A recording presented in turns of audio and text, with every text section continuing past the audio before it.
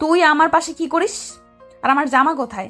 আমি তো আপনার রুমে থাকতে চাইনি, আপনি নিজেই আমাকে বাধ্য করেছেন। আর তাছাড়া আপনি আমার বউ, আমি আপনার সাথে থাকতেই পারি। আপনার উপর আমার অধিকার সবচেয়ে বেশি। এই শুয়োরের বাচ্চা, কি বললি তুই? কোনো ছোট লোক আমার স্বামী হতে পারে না। আর তোকে না বললাম আমার কাছে স্বামীর অধিকার চাইবি না? আমার সব তো নষ্ট করে দিলি। আর কি বাকি রাখছোস? আর আমি তোকে কি বাধ্য করেছি? কালকের ঘটনা ভুলে গেলেন নাকি? আপনার জন্যই সব হয়েছে। আর আমি আমার বউকে আদর করছি, অন্য কাউকে না। আমি যদি জানতাম আপনি কালকে ওইরকম কিছু একটা করবেন, তাহলে কোনোদিনও আপনার সাথে যেতাম না। জানেন কালকে আপনার সাথে কি হয়েছিল? আমি কিছু শুনতে চাই না। আর তুই কুত্তার বাচ্চা আমার সাথে এমনটা করতে পারলি?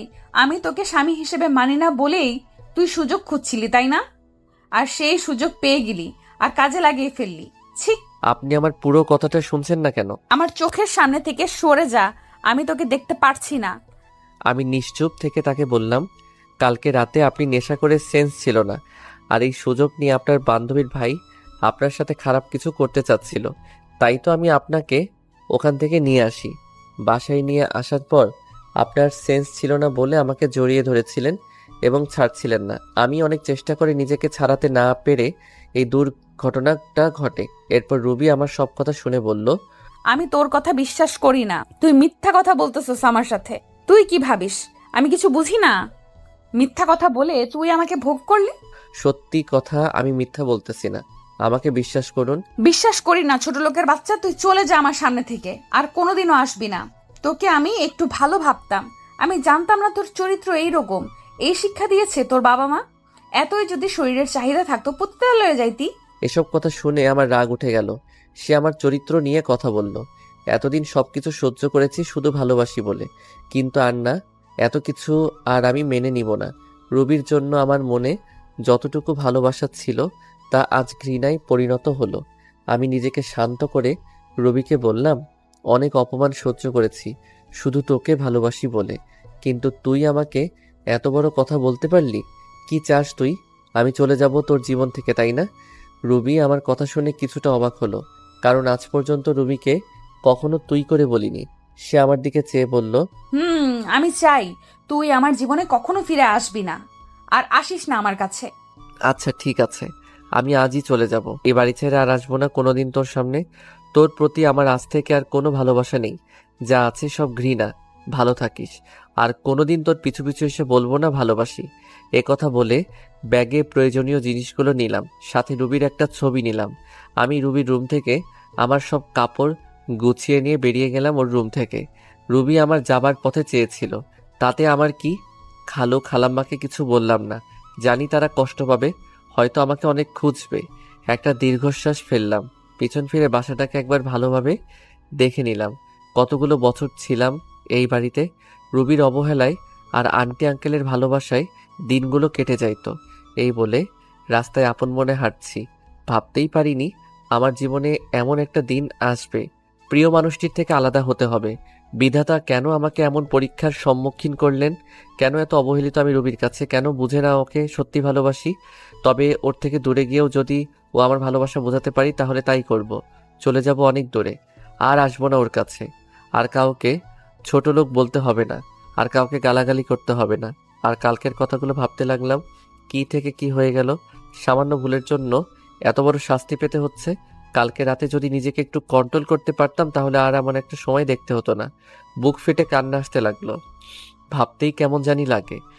জীবনে পথ চলতে হবে একা, পাওয়া হলো না রবির ভালোবাসা। আমি তো শুধু একটু ভালোবাসাই চেয়েছিলাম ওর থেকে, তার বদলে কি পেলাম? শুধু অবহেলা। কোথায় যাব আমি, কি করব, কিছুই মাথায় আসছে না। ভাবলাম এই শহরে আর থাকবো না, চলে যাব এই শহর ছেড়ে। যেই শহর শুধু অবহেলা পেয়েছি সেখানে আর থাকবো না। আর ফিরে আসবো না এই শহরে, আর আসবো না রুবির কাছে, আপনজনের কাছে। এই কথা ভেবে চলে গেলাম রেল স্টেশনে। সেখান থেকে টিকিট কাটলাম সিলেটের। কিছু সময় পর ট্রেন ছেড়ে দিল। আমিও গিয়ে বসে পড়লাম ট্রেনে। ট্রেন চলছে আপন গতিতে। আর আমি ভাবছি, আজ যদি আমার মা বাবা বেঁচে থাকতো তাহলে আর এই দিন দেখা লাগতো না। মা বাবাকে খুব মিস করছি। কোথায় চলে গেলে তোমরা আমাকে একা করে? কেন নিয়ে গেলেন আমাকে ছেড়ে গেলে এই নিষ্ঠুর পৃথিবীতে, যেখানে শুধু অবহেলায় পড়ছি আমি তিলে তিলে? এই রে, আপনাদের তো পরিচয় দেওয়া হয়নি। আমি হলাম আরিফ, বাবা মায়ের একমাত্র সন্তান। আমি যখন ক্লাস 10-এ পড়ি তখন আমার মা বাবা রোড অ্যাক্সিডেন্টে মারা যায়। ভাগ্যক্রমে আমি বেঁচে যাই। তারপর থেকে খালা খালুর বাড়িতে বড় হই। আর রুবি হচ্ছে তাদের একমাত্র মেয়ে। আমি অনার্স 3য় বর্ষে পড়ি, রুবিও। গল্পের সাথে সবকিছু জানতে পারবেন। আপনাদের সাথে কথা বলতে বলতে চলে আসলাম নিজ গন্তব্য সিলেট শহরে। ট্রেন থেকে নেমে পড়লাম। সাইনবোর্ডে তাকিয়ে দেখি এই জায়গার নাম চাঁদপুর। আমি কিছুক্ষণ স্টেশনে একটা চেয়ারে বসে বসে খালা খালুর কথা ভাবছি। তারা আমাকে বাড়ি না দেখতে পেয়ে পাগলের মতো খুঁজছে হয়তো। আর রবি হয়তো অনেক খুশি হয়েছে। এসব কথা মনে পড়ছে আর দু চোখ বেয়ে শুধু পানি পড়ছে। তবে আমিও ভেবে নিয়েছি কোনোদিন নিজের শহরে যাব না, আর রুবিকে আমার এই চেহারা দেখাবো না। এখন একটা থাকার জায়গা করতেই হবে, তারপর কলেজে ভর্তি হতে হবে। কিন্তু কে সাহায্য করবে আমাকে? আমি তো কাউকে চিনি না এখানে। এবার স্টেশন থেকে বেরিয়ে শহরের দিকে যাচ্ছি।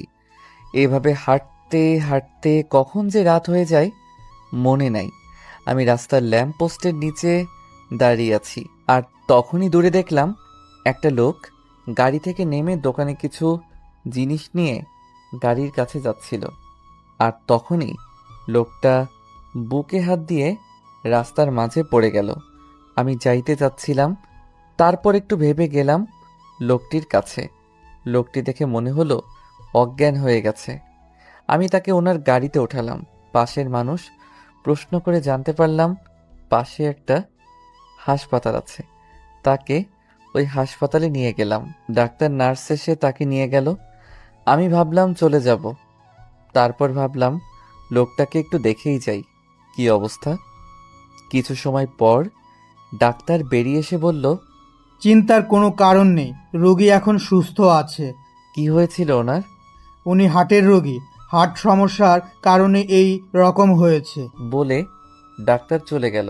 এখন 3টা বাজে, আমারও যাওয়ার কোনো জায়গা নেই, তাই হাসপাতালে থেকে গেলাম। সকালে ওনার সাথে দেখা করে চলে যাব। সকালে আপনি এখন কেমন আছেন? এখন একটু ভালো আছি বাবা। তুমি আমার জীবন বাঁচিয়েছো, তোমাকে কি বলে ধন্যবাদ দিব? আঙ্কেল, ধন্যবাদ জানানোর দরকার নেই। আচ্ছা, আমি আসি। তোমাকে দেখে মনে হয় এই শহরের না বাসা কোথায় তোমার? আমি ঢাকা থেকে এসেছি এখানে কাজের খোঁজে। আঙ্কেল কিছু একটা ভেবে আমাকে বললেন, কোন ক্লাস পর্যন্ত পড়াশোনা করছো? আমি এখন অনার্স 3rd ইয়ারে পড়ি। আচ্ছা, তোমাকে আমার অফিসে কাজ দিব, করবে? আমি ওনার জীবন বাঁচিয়েছি বলে হয়তো করুণা করছে, তা বাদে এখানে থাকতে গেলে ও চাকরির দরকার, তা ভেবে হ্যাঁ করে দিলাম। আচ্ছা চলো, আজ থেকে তুমি আমার বাড়িতে থাকবে। না আঙ্কেল, তা হয় না। আমি আপনার জীবন বাঁচিয়েছি বলে একটা চাকরি দিলেন, তা অনেক। আমি ঠিক একটা ভাড়া বাড়ি ম্যানেজ করে নিব। তোমাকে বাড়ি দেখতে হবে না, আমার বাড়িতেই ভাড়া থেকো। এবার খুশি? আচ্ছা, এই বলে বিকেলে হাসপাতাল থেকে সোজা আঙ্কেলের বাসায় রওনা দিলাম। গাড়িতে বসে ভাবলাম, যাক বাবা, বাঁচা গেল। ভাগ্যের কি পরিহাস! চিনি না জানি না একটা লোক আমাকে নিয়ে যাচ্ছে তার বাসায়। অবশেষে একটা থাকার জায়গা তো পেলাম। এসব ভাবতে ভাবতে চলে আসলাম আঙ্কেলের বাসায়। বাসাটা অনেক বড়, দেখে বোঝা যাচ্ছে আঙ্কেল বড় লোক, কিন্তু আমাদের মতো না। বাসার ভিতর ঢুকে আঙ্কেল সবাইকে ডাক দিল। সবাই আঙ্কেলকে দেখছে ঠিক আছে কিনা। আঙ্কেল সকালে ফোন করে সবাইকে বলে দিয়েছিল। আন্টি আমার কাছে এসে বলল, বাবা, তোমাকে অসংখ্য ধন্যবাদ। ধন্যবাদ দেওয়ার দরকার নেই। তা বাদে আঙ্কেল আমার জন্য আজ যা করলো তা এর কাছে কিছুই নয়। আচ্ছা বাবা, ওই উপরের তালা রুমটা তো থেকো, তুমি ওইখানে থাকবে। যাও, ফ্রেশ হয়ে আসো, সবাই একসাথে খাবার খাবো।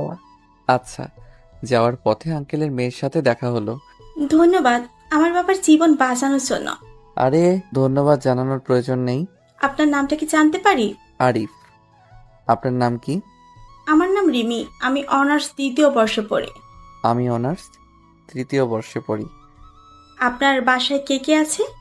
আমি এতিম, আমার কেউ নেই। এবার মেয়েটির দিকে তাকিয়ে দেখি, মেয়েটি আমার দিকে এক দৃষ্টিতে তাকিয়ে আছে। হয়তো আমার উপরে মায়া হচ্ছে। তারপর উপরে গেলাম, ব্যাগটা বেডের উপর রেখে ফ্রেশ হতে গেলাম।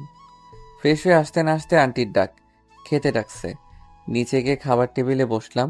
সবাই একসাথে খাচ্ছি, তখন আঙ্কেল বলল, তোমার তো এখনো পড়ালেখা শেষ হয়নি, তা পড়াশোনা ছেড়ে দিবে নাকি? না আঙ্কেল, চাকরির পাশাপাশি পড়াশোনা করব। তারপর রাতের খাবার খেয়ে রিমি আমার সাথে রুমে গেল।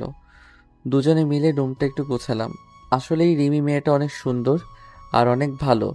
তবে রিমি আমার দিকে একটু পরপর আর চোখে তাকাচ্ছে আর মিটমিট করে হাসছে। সকালে উঠে ফ্রেশ হয়ে হালকা নাস্তা করে রিমির সাথে তাদের কলেজে গেলাম। ভর্তির কাজ সব শেষ হলে 3টা ক্লাস করে বাইরে এসে দেখি রিমি আমার জন্য বাইরে দাঁড়িয়ে আছে। কেমন হলো আজকের ক্লাসগুলো? অনেক ভালো, আর কলেজটা অনেক সুন্দর, খুব ভালো লাগছে আমার। তারপর বাসায় চলে আসলাম। দুপুরে খাবার খেয়ে দিলাম একটা ঘুম থেকে উঠলাম বিকালে। তারপর রিমি আসলো আমার ঘরে। আরে রিমি, এখানে কেন? কেন আসতে পারি না বুঝি? আরে তোমার বাসা, তোমার ঘর, তুমি আসবে না তো কে আসবে? বলছিলাম কোনো দরকার ছিল নাকি, তাই বললাম। না, সেই রকম কিছু না, ভাবলাম তোমাকে নিয়ে একটু ঘুরতে যাব। আমি ভাবলাম এখানকার কিছুই তো চিনি না, তা ঘুরতে গেলে অনেক কিছু চেনা হবে, তাই হ্যাঁ বলে দিলাম। তারপর দুজনে মিলে বের হলাম ঘুরতে।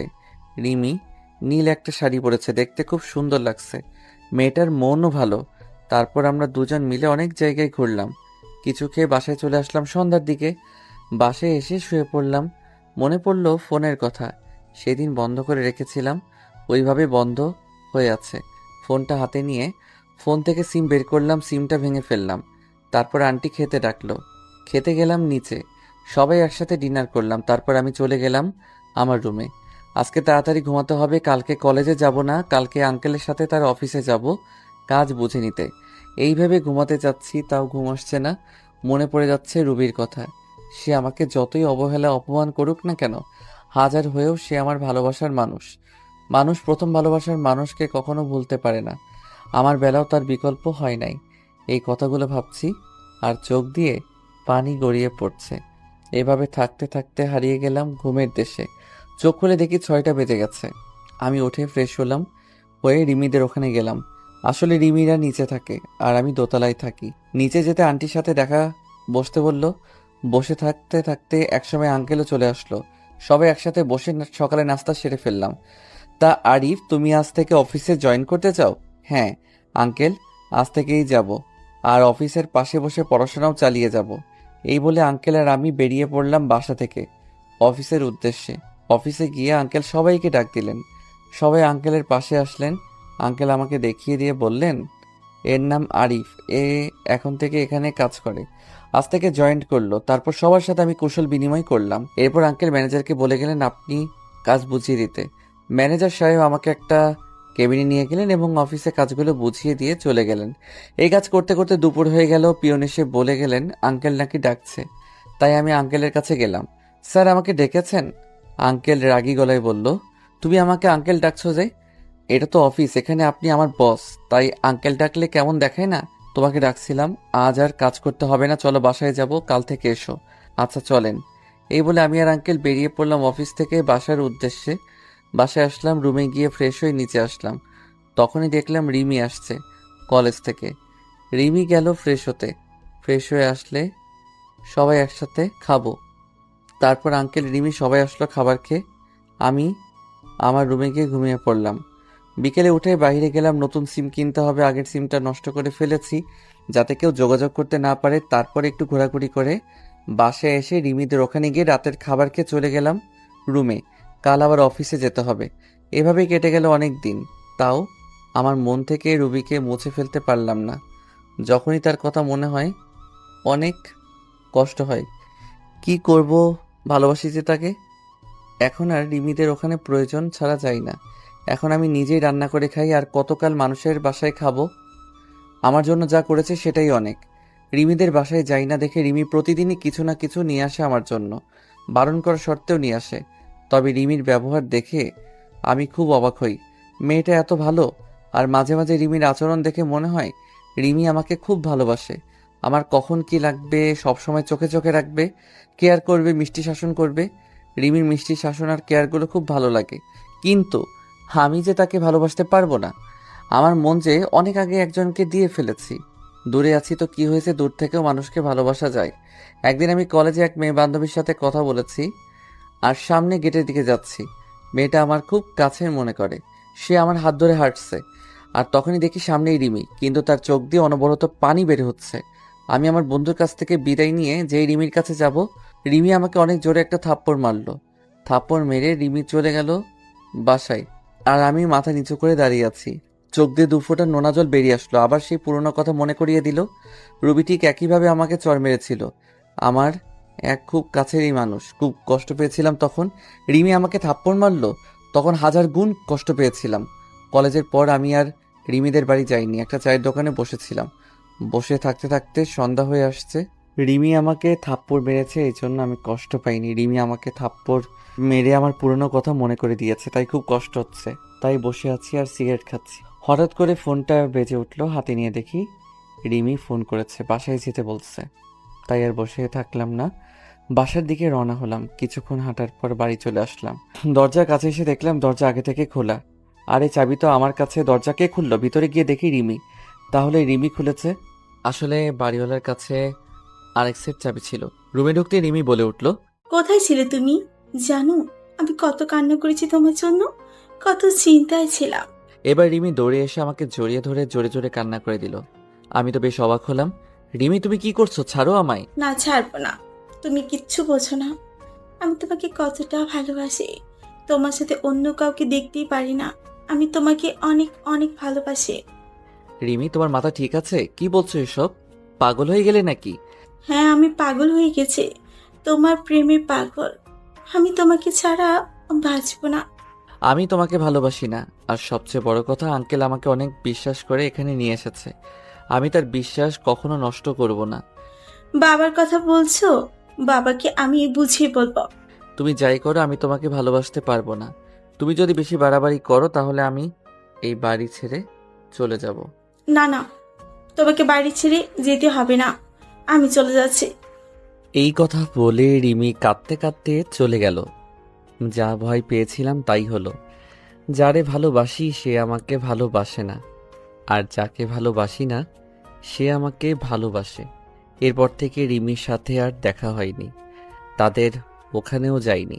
কি বলবো রিমিকে, আমি যে তাকে ভালোবাসতে পারবো না। আমি বিবাহিত। এই ভেবে কয়েকদিন চলে গেল। একদিন আঙ্কেল তাদের বাসায় যেতে বললেন, আমিও গেলাম। আরে তুমি আমার মেয়েকে বাঁচাও। কি হয়েছে রিমির? কয়েকদিন ধরে ঘর থেকে আর বের হয় না, খাওয়া দাওয়া কিছু করে না, শুধু বলে আরিফকে এনে দাও। বাবা, তুমি আমার মেয়েকে বিয়ে করো। না আঙ্কেল, এটা হয় না। আমি রিমিকে বিয়ে করতে পারবো না।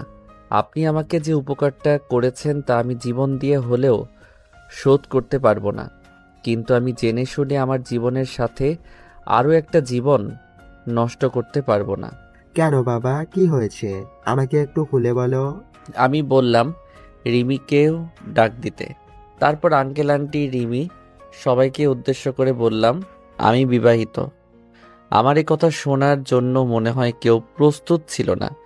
সবাই একসাথে বলে উঠল, কি?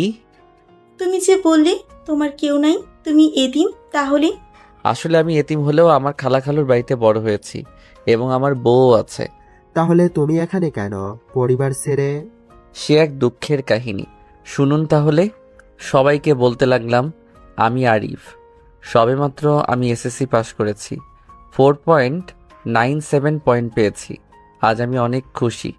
বাসায় থেকে বেরিয়ে রেস্টুরেন্টের উদ্দেশ্যে রওনা দিলাম, কারণ মিষ্টি তো নিতেই হবে। মিষ্টি নিয়ে বাসায় এসে সবাইকে খাওয়াইলাম। তারপর খাওয়া দাওয়া করে শুয়ে আছি। এমন সময় আমার ফোন চিল্লাচিল্লি করতেছে, মানে কেউ বা ফোন দিয়েছে। স্ক্রিনে তাকিয়ে দেখি মামুন ফোন দিয়েছে। রিসিভ করতেই, কিরে শালা, 4টা বাজতে চললো, আজ আড্ডায় আসবি না? ভুলেই গিয়েছিলাম। তোরা আয়, আমি আসছি। সবাই আসছি, তুই তাড়াতাড়ি আয়। আচ্ছা, 5 মিনিট অপেক্ষা কর। ওকে। তারপর ফোন কেটে দিয়ে আড্ডার দিকে রওনা দিলাম। আসলে মামুন, রহিম, মোকসেদ, নাজমুল, আমরা প্রাইমারি থেকে পরিচয়, আমরা ফ্রেন্ড। আড্ডায় এসে আমরা সবাই কথা বলতে লাগলাম। হঠাৎ রহিম বলতে লাগলো, সবাই শোনো, আমাদের গার্লফ্রেন্ড আছে কিন্তু আরিফ দোষে নেই। বেচারা সারা জীবন মনে হয় একই রকম থাকবে হিজড়া হয়ে। হয়, মনে হয়। শালারা, দেখ আমি কি করি তোদের গার্লফ্রেন্ডদের ফোন দিয়ে কি বলি। দোস্ত দোস্ত না রে, না রে, এবারের মতো মাফ করে দে, আর হবে আর না। হবে না।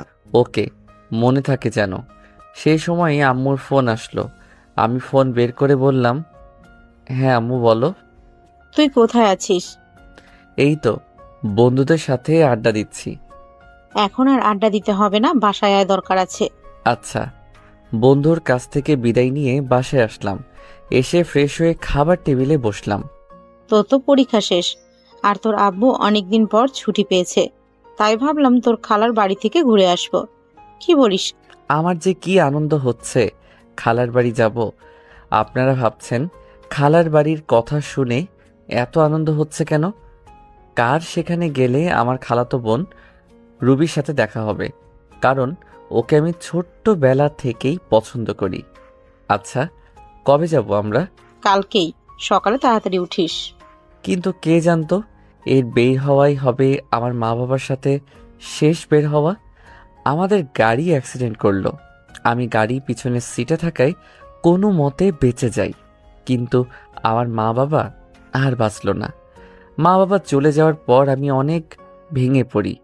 তখন খালা খালু তাদের বাড়ি নিয়ে গেল এবং ওখান থেকেই বড় হই। খালা আমাকে নিজের ছেলের মতোই ভালোবাসতো, কিন্তু রুবি যাকে আমি ভালোবাসি সে ছিল খুবই অহংকারী। আমাকে সে পছন্দ করতো না, বলতে গেলে আমাকে দেখতেই পারতো না।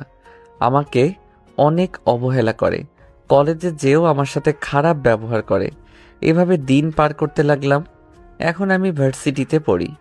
একদিন আমার বন্ধু আমাকে বলে সে একটা মেয়েকে পছন্দ করে। আমাকে একটা লাভ লেটার দিয়ে বলল ওই মেয়েটাকে দিতে। আমার আবার ওই মেয়েটার সাথে ভালো সম্পর্ক ছিল, তাই লাভ লেটারটা নিয়ে ওই মেয়েকে ডাক দিয়ে চিঠিটা ওর হাতে দিলাম। সে সময় রুবি পাশ দিয়ে যাচ্ছিল। এসব দেখে মেয়েটার হাত থেকে চিঠিটা নিয়ে, তো সাহস কি করে হয় ওই মেয়েকে প্রেমপত্র দেওয়ার? আমি ইচ্ছা করে দেইনি। তোকে আর কিচ্ছু বলতে হবে না। তোদের মতো কিছু ছেলের জন্যই আজকে মেয়েরা সমাজে অবহেলিত। কয়েকদিন পর ভার্সিটিতে এসেই মেয়েদের প্রেমপত্র দেওয়া শুরু। জানি না সামনে আর কি করবি। তোকে দেখে তো মনে হয় একদম নিষ্পাপ বাচ্চা, কিন্তু তুই যে এমন একটা কাজ করবি তা তোকে দেখে কেউই বুঝতে পারবে না। আর শোন, আর কখনো কোনো মেয়ের সাথে এরকম করবি না। মাথা নিচু করে দাঁড়িয়ে আছি। অনেক ছাত্রছাত্রী দাঁড়িয়ে আমাকে দেখছে। কোনো কিছু না করে ও এইভাবে সবার সামনে অপমানিত হলাম। অবশ্য রুবির কাছ থেকে অপমানিত হওয়া আমার কাছে নতুন কিছু নয়। সেই ওর বাড়িতে আসার পর থেকেই অপমানিত হয়ে আসছি, বাবা মা মারা যাওয়ার পর থেকে। সরি বন্ধু, আমার জন্য তোর এমনটা হলো। আরে এসব কিছু মনে করিনি, চল। কলেজ থেকে বের হয়ে আসলাম আর ভাবতে থাকলাম রুবি কেন আমার সাথে এরকম আচরণ করে। বাসায় গিয়ে কিছু খেয়ে ঘুমিয়ে পড়লাম। পরের দিন ঘুম থেকে উঠতে একটু দেরি হয়ে গেছিল, তাই ভার্সিটি যেতে একটু দেরি হলো। কি ব্যাপার, এত দেরি হলো কেন? সরি স্যার, আর হবে না। আচ্ছা যাও। ক্লাস শেষ করে বাসায় চলে আসলাম। রুবি আমি এক ক্লাসেই পড়ি, কিন্তু ও আমার সাথে কথা বলে না, মনে হয় চিনেই না আমাকে। বাসায় আসতে আসতে 2টা বেজে গেল। বাসায় এসে দুপুরে খাবার খেয়ে ঘুমাতে গেলাম। বিকেলে বাহির থেকে ঘুরে এসে পড়তে বসলাম। 10টার দিকে খাবার খেয়ে ঘুমিয়ে গেলাম। ঘটনা ঘটল সকালে। হারিফ শোন, তোরা এখন অনেক বড় হয়ে গিয়েছিস। আমি আর তোর খালু চাই তোকে রুবির সাথে বিয়ে দিতে। তোর কোনো আপত্তি আছে?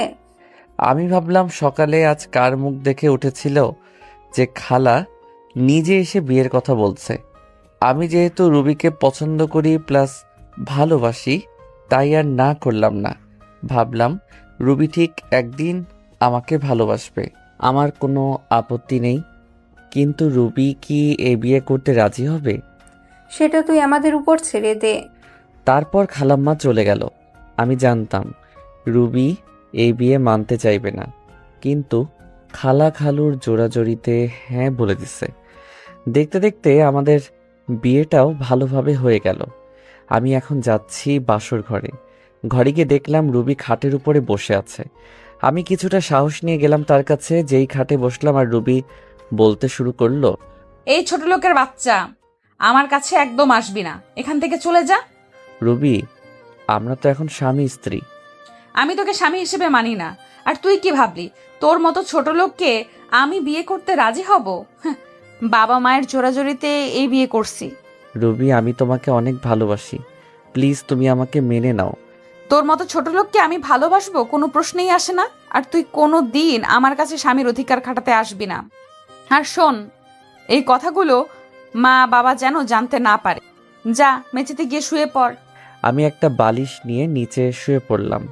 আমি জানতাম রুবি আমাকে মানবে না, কিন্তু কিছুদিন পর সব ঠিক হয়ে যাবে এই আশা নিয়েই থাকা। কিন্তু আমার ধারণা ভুল। দিন যাচ্ছে আর রুবি আমার প্রতি আরো খারাপ ব্যবহার করছে। রুবি কাপড় চেঞ্জ করছিল, আমি জানতাম না। হুট করে রুমে ঢুকতেই, এই কুত্তার বাচ্চা, রুমে আসতে গেলে নক করে আসতে বলছি না? না মানে আপনাকে খাওয়ার জন্য ডাকতেছে। এদিকে আয়। আমিও ওর একটু কাছে গিয়ে দাঁড়ালাম। ঠিক তখনই রুবি আমাকে ঠাস ঠাস করে দুই গালে দুইটা থাপ্পড় মারলো। থাপ্পড়গুলো অনেক জোরে মারলো, তাই ঠোঁট কেটে রক্ত বের হতে লাগলো আর আমার চোখ দিয়ে পানি ঝরতে লাগলো। ভীষণ ব্যথা করতেছে। এরপর যদি রুমে আসিস তাহলে নক করে আসবি। যত সব ছোট লোক। এখন যা, আমি আসতেছি। আমি কিছু বললাম না। এইটা আমার সাথে শুধু আজকে ঘটেছে তা না, প্রতিদিনই আমার সাথে এইরকম করে রুবি। ঠোঁটে ভীষণ ব্যথা করতেছে। ওয়াশরুমে গিয়ে ঠোঁটের রক্তগুলো মুছতে চাইতেছি, কিন্তু হাত লাগাতে পারছি না। ভীষণ ব্যথা করতেছে। কোনো মতে ফ্রেশ হয়ে নিচে চলে আসলাম। নিচে গিয়ে দেখি রুবি খাবার টেবিলে বসে আছে। আমিও গেলাম। আরিফ, এই দিকে আসো। জি খালু, বলেন। দাঁড়িয়ে আছো কেন? কি বসো, আমরা একসাথে খাবো। আমি রুবির দিকে তাকালাম। ও আমার দিকে আগুন চোখে তাকিয়ে আছে। আমি কিছু বললাম না। এখনো দাঁড়িয়ে আছি। কি হয়েছে আরিফ? তোকে বসতে বললো না? আসলে খালা আমাকে তুই করেই বলে। আমাকে নিজের ছেলের মতো ভাবেন। আমি এখনো দাঁড়িয়ে আছি আর রুবির দিকে চেয়ে আছি। রুবি শুধু রাগে ফুঁসতেছে। আরিফ, তোমাকে আমি বসতে বলেছি, তুমি দিন দিন অবাধ্য হয়ে যাচ্ছ। খালু, বসতেছি। আমি যখন বসতে যাব তখনই রুবি চেয়ার থেকে উঠে দাঁড়িয়ে যায় আর বলতে লাগলো, এই ছোট লোকের সাথে আমি এক টেবিলে বসে খেতে পারবো না। তোমাদের মন চাইলে তোমরা খাও। কিসের ছোট লোক? ভুলে যাস না রুবি, আরিফ কিন্তু তোর স্বামী। কিসের স্বামী? আমি মানি না। এই বলে রুবি না খেয়ে চলে গেল। খালা খালু দুইজন আমার দিকে অসহায় দৃষ্টিতে তাকিয়ে আছে। আমি মুচকি হেসে বললাম, খালু, আমি কিছু মনে করিনি রুবির কথায়। একদিন সব ঠিক হয়ে যাবে ইনশাল্লাহ। তাই যেন হয় বাবা। হায়, তোকে আমি নিজ হাতে খাইয়ে দে। আমি আর কিছু না বলে চুপচাপ খেয়ে নিলাম। এরপর রুমে চলে আসলাম। রুমে এসে দেখি রুবি খাটে শুয়ে আছে। আমি সোফায় গিয়ে শুয়ে পড়লাম। আব্বু আম্মুর কথা খুব মনে পড়তেছে। আজকে যদি ওরা বেঁচে থাকতো তাহলে আর আমাকে এইরকম দিনগুলো দেখতে হতো না। আব্বু আম্মুর জন্য খুব খারাপ লাগতেছে। চোখে পানি চলে আসছে। তবে খালা খালু মাঝে আমি আমার মা বাবাকে দেখি, তারা আমাকে অনেক ভালোবাসে। কথাগুলো ভাবতে ভাবতে ঘুমিয়ে গেলাম। ফজর নামাজের আজান শুনে ঘুমটা ভেঙে গেল। তাই উঠে ফ্রেশ হয়ে নামাজ পড়ার জন্য মসজিদে গেলাম। চারদিকে হালকা হালকা আলো ফোটা শুরু করেছে। এরপর নামাজ পড়ে মোনাজাত করতে লাগলাম আব্বু আম্মুর জন্য। এক পর্যায়ে মনে পড়ে ছোটবেলার কথা। আব্বুকে ঘোড়া বানিয়ে তার পিঠে চওড়া, আব্বুর সাথে স্কুলে যাওয়া, কান্না চলে এসেছে। বলতে লাগলাম, কেন তোমরা আমাকে একা করে চলে গেছো? তোমাদের সাথে নিলে না কেন? কেন রেখে গেলে এই নিষ্ঠুর পৃথিবীতে, যেখানে মা বাবা ছাড়া আর কেউ আপন নয়? কেন হলো আমার সাথে এই রকম? কেন আমাকে অবহেলা করে? কেন কেন? কথাগুলো বলতে লাগলাম আর কান্না করতে লাগলাম। এরপর বাসায় চলে আসলাম। বাসায় ঢোকার সময় খালা আমাকে তাদের রুম থেকে ডাক দিলেন। রুমে গিয়ে দেখি খালা নামাজের বিছানায় বসে আছেন। আমি গিয়ে খালার পাশে বসলাম। আমার মাথায় হাত রাখলেন। রুবি, তোকে খুব কষ্ট দেয় তাই না রে? মুচকি হেসে বললাম, ও এমন কিছু না খালা, ভালোবাসার মানুষটার তাই তো কষ্ট দেয়, অন্য কেউ তো আর না। আমি সব বুঝি রে বাবা। তোর জন্যই খুব কষ্ট আমার।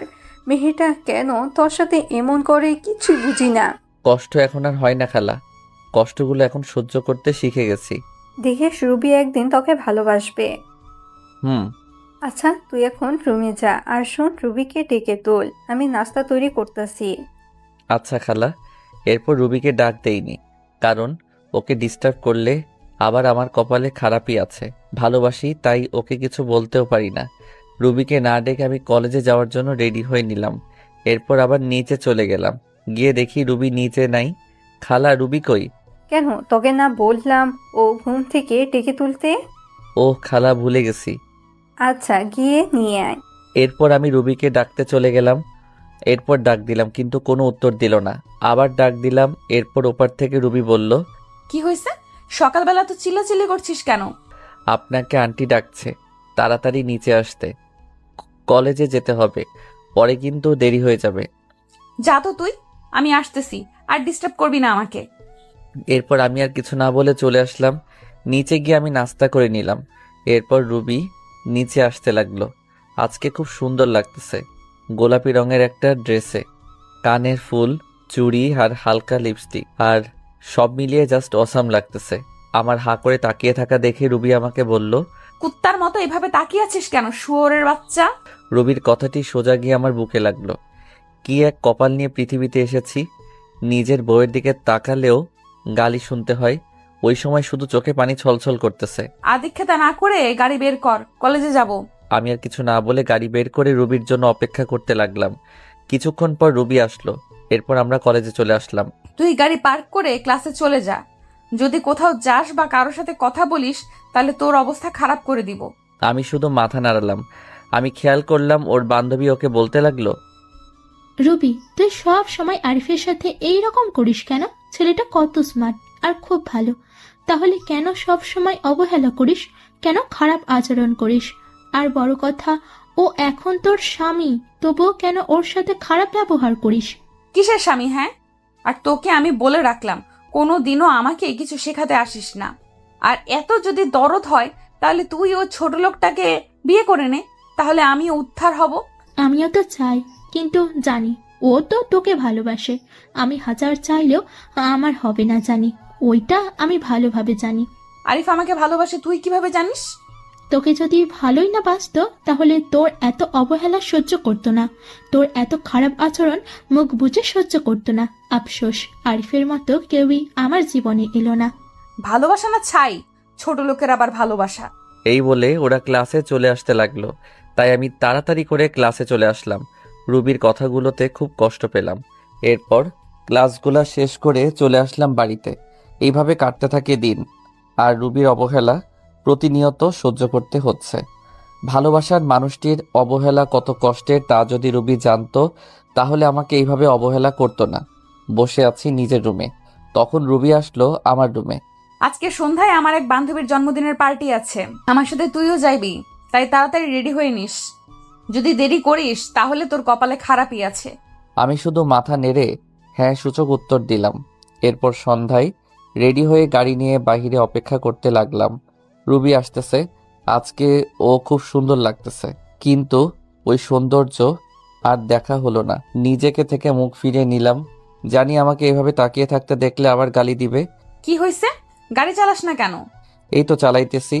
আমাদেরকে কোথায় যেতে হবে? চলতে থাক, আমি বলতেছি কোথায় যেতে হবে। ভেতরে গিয়ে এক জায়গায় বসে থাকবি, ওইখানে কেউ কিন্তু জানে না তুই আমার স্বামী, আর জানতেও যাতে না পারে, বুঝতে পারলি? আমি মাথা নাড়ালাম, ভিতরে চলে গেলাম। গিয়ে রুবি ওর বান্ধবীদের সাথে কথা বলছে। আমি একটা সিটে বসে ওকে দেখছি।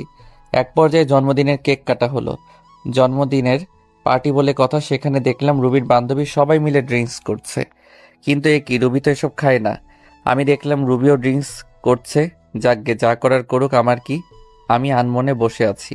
বসে থাকতে থাকতে এক পর্যায়ে চোখ গেল রুবির দিকে। দেখছি রুবির সাথে একটা ছেলে ঢলাঢলি করছে। তা দেখে তো আমার মাথা পুরো গরম হয়ে গেল।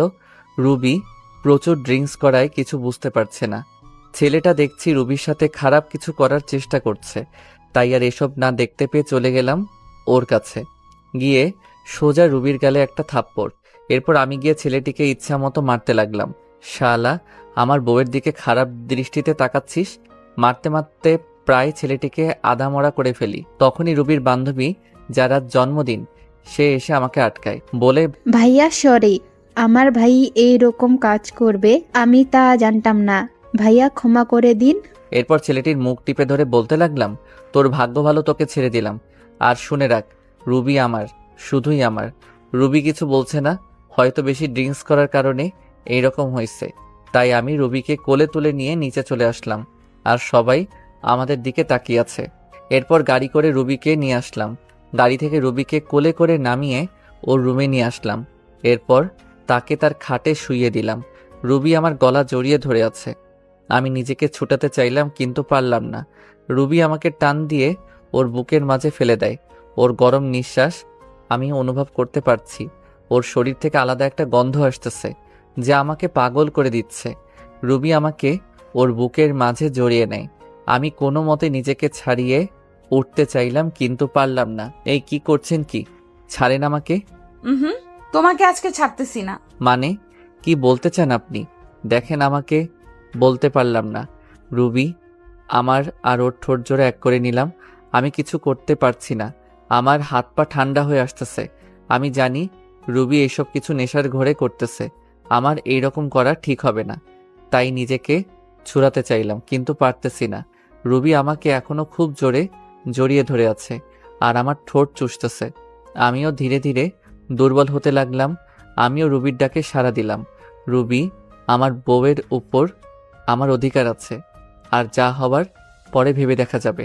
ধীরে ধীরে দুইজন তলিয়ে গেলাম ভালোবাসার গভীর সাগরে। সকালবেলা আমার ঘুম ভেঙে যায়। আমি এখনো রুবির বুকের মাঝে আছি, আর রুবি আমাকে জড়িয়ে রেখে। রুবির শরীরে কোনো কাপড় নেই। আমি নিজেকে ছাড়িয়ে রুবির কপালে একটা চুমু দিলাম। আমার স্পর্শে রুবির ঘুম ভেঙে যায় এবং আমাকে দেখে চমকে ওঠে। তুই এখানে কি করিস? আমার পরনের কাপড় কোথায়? এরপর তো সবকিছু আপনারা জানেন কি হলো আমার সাথে, আর না জানলে দেওয়া আছে, গিয়ে জেনে আসুন। এরপর আমার সাথে রুবি কি করলো, আমি কেন বাসা ছেড়ে চলে আসলাম, সবকিছু আঙ্কেল, আন্টি, রিমি সবাইকে বললাম। আমি তাদের দিকে তাকাতেই বুঝতে পারলাম তারা মন খারাপ করে বসে আছে। তারপর রিমি বলল, তুমি রুবিকে ডিভোর্স দিয়ে দাও, আমি তোমাকে বিয়ে করব। এ হয় না রিমি। রুবি আমাকে যতই অবহেলা করুক না কেন, আমি তাকে এখনো আগের মতোই ভালোবাসি। আমি তার জায়গা কাউকে দিতে পারবো না। তুমি এইরকম করলে আমি আর এই বাড়িতে থাকবো না, চলে যাব দূরে কোথাও। আর বলবো না, তাও তুমি চলে যেও না। আমার এই রকম পরিস্থিতি দেখে আঙ্কেল আন্টি কিছু বলতে পারল না। তা বাদে আমি বিবাহিত। তারা জেনে শুনে তাদের মেয়েকে একটা বিবাহিত ছেলের সাথে বিয়ে দিতে চাইবে না, যার ঘর সংসার, স্ত্রী আছে। তার মেয়ে জীবন নষ্ট হয়ে যেতে দিবেন না। আমি এরপর ওদের বাসা থেকে চলে আসলাম, আর যাইনি ওদের বাসায়। এইভাবেই দেখতে দেখতে 5 বছর চলে গেল। এখন আমার পড়ালেখা শেষ। এখন আঙ্কেলের অফিসেই চাকরি করি। অনেক ভালো ভালো কোম্পানি থেকে চাকরির অফারও আসছিল, কিন্তু না করে দিয়েছি। কারণ এই শহরে প্রথম যখন আসি তখন এই আঙ্কেল এই অফিসে চাকরি দিয়েছিল। কেন জানি এক মায়া সৃষ্টি হয়ে গেছে, চাইলেও আর যেতে পারি না।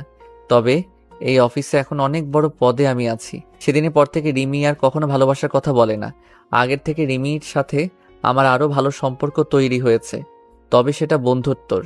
রিমি পড়াশোনা শেষ করায় সেও এখন আমার এই অফিসেই কাজ করে, এমডির পদে। তার বাবার পরিবর্তে সে এই অফিসের এমডি। আমরা প্রতিদিন একসাথে করেই অফিসে যাই। আজ আমি প্রতিষ্ঠিত। আমার কোনো চিন্তা, কোনো চাপ নেই, আর কোনো অবহেলা নেই, কারো অপমান। আর কেউ ডাকে না ছোট্ট লোক বলে, কারো হাতে থাপ্পড় খেতে হয় না। তবে এই কয়েক বছরে আমার কয়েকবার রবির কথা মনে পড়ে। এমন কোনো রাত নেই যে আমার রবির কথা মনে পড়ে নাই। তবে নিজেকে এখন মানিয়ে নিতে শিখেছি। এমনিভাবে আমার দিন যেতে লাগলো। একদিন আঙ্কেল অফিসের সবাইকে এক জায়গায় করলেন, আর বলতে লাগলেন, এবার আমরা একটা বড় ধরনের প্রজেক্ট পেয়েছি, প্রায় 2 কোটি টাকার। তাই এই কাজটা আমি আরিফকে দিতে চাই। আরিফ, তুমি কালকে বেরিয়ে পড়ো। প্রজেক্টের কাজটা ঢাকায়। ঢাকা কথাটা শুনে আমার মাথা ধরে গেল। আমি বলতেও পারছি না যে এই কাজটা আমি করতে পারবো না, এত বড় প্রজেক্ট যে। তাই কিছু বললাম না। বাসায় এসে শুনলাম রিমিও যাচ্ছে আমার সাথে এই প্রজেক্টের কাজে। আঙ্কেল বলল, তোমাকে ওখানে থাকার কোনো চিন্তা করতে হবে না। রিমির ফুপুর বাড়ি ওখানে, ওখানেই তোমরা থাকবে কাজ শেষ না হওয়া পর্যন্ত। সকালে বের হব, তাই রাতে সবকিছু গুছিয়ে নিলাম এবং ঘুমিয়ে গেলাম। সকালে রিমি আর আমি রওনা হলাম ঢাকার উদ্দেশ্যে। রেল স্টেশনে গিয়ে টিকিট কাটলাম, সিলেট টু ঢাকা। কখনো ভাবতে পারিনি যে আবার ফিরবো ঢাকা। ভেবে নিয়েছিলাম আর কখনো যাব না, কিন্তু কি করার, ভাগ্যের যে লেখা আছে তাই হবে। রবি হয়তো আজ নতুন সংসার করতেছে, আমার কথা ভুলেই গেছে। এবার রিমি আর আমি ট্রেনে উঠলাম, গিয়ে বসে পড়লাম নিজের সিটে। ট্রেন চলছে আপন গতিতে। ভাবতে ভাবতে কখন যে ঢাকায় পৌঁছে গেছি খেয়ালই করলাম না। প্রাণের শহর ঢাকা শহর। আজ 5 বছর পর আসলাম। 5 বছর কেটে গেল, আজ আবারও ঢাকা ফিরছি। সবকিছু অচেনা মনে হচ্ছে। দেরি না করে সোজা রওনা দিলাম রিমির ফুপুর বাসায়। আমাকে দেখে চিনতে পারিনি, আর চিনবেই বা কি করে। আমার পাশে রিমির দিকে তাকিয়ে দৌড়ে চলে আসলো রিমির কাছে। রিমিকে ধরে বলল, মা, তুমি যে আসবে আমি কখনোই কল্পনা করতে পারিনি। সেই ছোট্টবেলায় এসেছিলি, আর তো একবারও আসিসনি। আমাদের কথা মনে পড়ে না বুঝি? যা, ফ্রেশ হয়ে আসো, আমি খাবার বেড়ে দিচ্ছি। আর হ্যাঁ, তোর পাশের ছেলেটা কে রে? ও আমাদের অফিসে কাজ করে, আর আমরা অফিসের একটা প্রজেক্টের জন্য এখানে এসেছি। ফ্রেশ হয়ে সবার সাথে দুপুরের খাবারটা খেয়ে শুয়ে আছি। এমন সময় রিমি এসে বলল, বিকেলে ফ্রি আছো? জবাবে হ্যাঁ অবশ্যই, তাছাড়া এখন তো আমার কোনো কাজ নেই, ফ্রি তো থাকবই। বলছিলাম কি ফুপু, বিকালে একটু ডাক্তারের কাছে যাবে? একা একা যাবে না, তাই আমাকে নিতে চাচ্ছে আমার সাথে, যদিও তুমিও যাও। আরে সমস্যা নেই, আমি তো ফ্রি আছি, গেলাম না হয় তোমার সাথে, সময়টাও কেটে যাবে। একা একা থাকতে কি আর ভালো লাগে? আচ্ছা, তুমি এখন রেস্ট নাও। বিকেলে রিমি একটা আকাশি কালারের শাড়ি পরছে, কাচের চুড়ি হাতে, চোখে কাজল দিয়ে আমার সাথে বের হয়েছে। ওকে দেখলে যে কোনো মানুষ প্রেমে পড়ে যাবে। ওকে দেখে রুবির কথা খুব মনে পড়ে গিয়েছে। যথারীতি ডাক্তারের চেম্বারে পৌঁছে গেলাম। রিমির ফুপুকে ডাক্তার দেখা শেষ, তারপরে চেম্বার থেকে বের হব, এমন সময়ে একজন শাড়ি পরা নারীর সাথে ধাক্কা খেলাম। এই যে মিস্টার, দেখে শুনে চলতে পারেন না? কণ্ঠটা খুব পরিচিত, মনে হলো পিছন ফিরে তাকাতে বড়সড় ধাক্কা খেলাম। মনের কষ্টটা আবার জেগে উঠল। এই যে রুবি সামান্য একটু পরিবর্তন হয়েছে শুধু। মেয়েদের বয়স ধরা খুব মুশকিল। তার নজর আমার দিকে পড়তেই অবাক দৃষ্টিতে তাকায় আমার দিকে, চোখ জোড়া ছলছল করতেছে। আরও অবাক হলাম, তার হাতে 3-4 বছরের একটা ছেলে, একদম রুবির মতো দেখতে হয়েছে। রুবির চোখ থেকে পানি পড়তেছে, আমি একদম স্পষ্ট দেখতে পাচ্ছি। এখানে বেশিক্ষণ থাকা যাবে না, তাহলে আমি যে আবার মায়ায় জড়িয়ে যাব। তাকে সরি বলে রিমিকে নিয়ে দ্রুত চেম্বার থেকে বেরিয়ে পড়লাম। এত বছরের কষ্টগুলো আমার ভেসে উঠল মনের ভিতর। নিজেকে কিছুতেই সান্ত্বনা দিতে পারছি না। রাতে বাসায় এসে কিছু না খেয়ে শুয়ে পড়লাম। আন্টি অনেক জোর করলো, খেলাম না আমি। সকালবেলা ঘুম ভাঙতেই দেখি রিমি নাস্তা হাতে নিয়ে দাঁড়িয়ে আছে। আমাকে দেখে বলল, রাতে তো কিছুই খাওনি, এখন একটু খেয়ে নাও। না করতে পারলাম না। নাস্তা খেয়ে বসে আছি। রিমি এসে বলল, ঘুরতে যাবে? একটু বাইরে থেকে ঘুরে আসি, তোমার মন ভালো হয়ে যাবে। অনিচ্ছা সত্ত্বেও রাজি হলাম। রিমিকে নিয়ে একটা নদীর ধারে বসে আছি। গাছপালা সমৃদ্ধ এই নদীর ধার। একটু ঘোরাঘুরি করে রাস্তা দিয়ে বাসায় যাচ্ছিলাম। রিমিও সাথে আছে। মেয়েটা খুব ভালো, আমাকে আপন মনে করে। এখন হয়তো ভালোবাসে আমাকে, কিন্তু সেদিনের ঘটনার পর থেকে আর কিছু বলে না। হয়তো ভয় বলে না। আমি চলে যাব বলেছিলাম, এমনই ভাবে হাঁটছি। এমন সময় পিছন থেকে কেউ বলে উঠল, কেমন আছো আরিফ? পিছনে তাকাতেই দেখি রবি। কে আপনি, আর কি চাই? আপনি করে বলছো?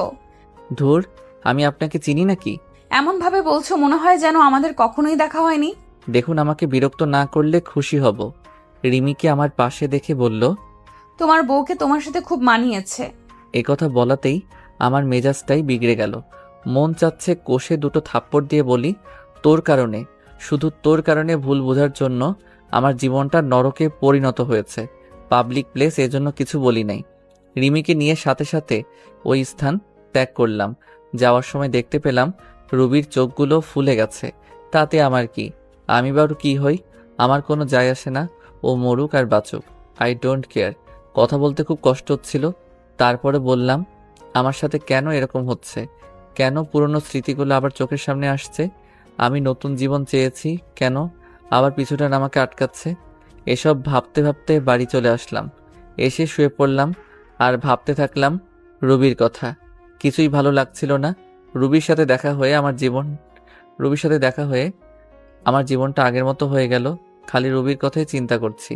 পরক্ষণে মনে হলো রুবি তো স্বামী, সংসার, ছেলে সব আছে, তাহলে কেন শুধু শুধু চিন্তা করছি? শত হলেও আমার প্রথম ভালোবাসার রুবি, ভুলে কি থাকা যায়? রুবির কথাগুলো ভাবতেছি, স্বার্থপরের মতো আমাকে একা করে দিল। বিনা দোষে আজ আমি নিঃসঙ্গ।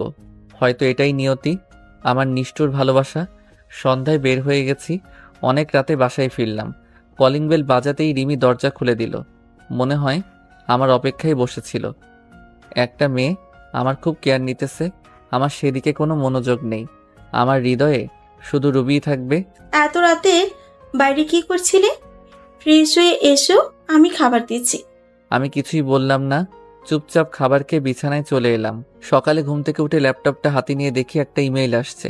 সিন করতেই দেখি আমার ডিপার্টমেন্ট থেকে ইমেলটা এসেছে প্রজেক্টের কাজে। তাই রিমিকে বললাম তাড়াতাড়ি রেডি হতে, অফিসে যেতে হবে। রেডি হয়ে অফিসে রওনা দিলাম দুজনে। ওখানে যে আমি পুরাই শক খেলাম। আমার অফিসের এক্সিকিউটিং অফিসার যে রবি, সেটা দেখে তো আমার মাথা খারাপ হয়ে গেল। এর সাথেই তাহলে আমার প্রজেক্টটা কমপ্লিট করতে হবে। যেখানে বাঘের ভয় সেখানেই সন্ধ্যা হয়। তারপর সবার সাথে আমরা পরিচয় হয়ে নিলাম। তারপর গেলাম রুবির কাছে। রুবি আমাকে দেখে চোখ বড় বড় করে তাকিয়ে আছে।